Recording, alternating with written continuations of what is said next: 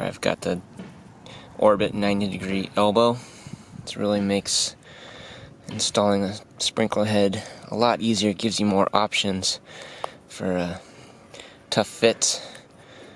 So you just gotta screw it in a few times. Don't need any plumbing tape. And if it leaks a little bit, it leaks a little bit. It's watering your yard.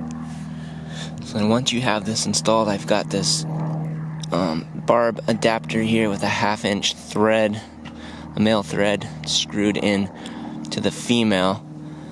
And so you can adjust this to adjust the angle if you wanted to go higher or lower. And then once you have that set, once you have your sprinkler in, you can adjust this to adjust the angle towards or away, if you catch my drift.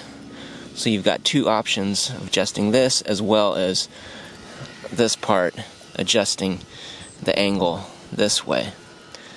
Really makes it a lot easier, as opposed to if you have just a straight up and down thread and then you're forced to have it here, or it could be cockeyed, and then you're kind of in trouble as far as being able to have options of adjusting that.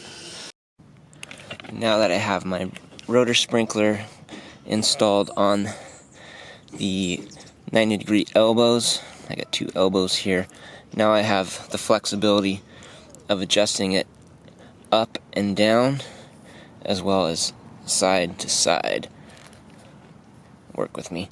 But much more flexibility if you use this option in installing your sprinklers. So now all I need to do is dig out a little bit more dirt so I can keep lowering it down, and then I want to try to get this top a little bit closer to soil level. I'm going to turn on the sprinkler and just do a quick adjustment.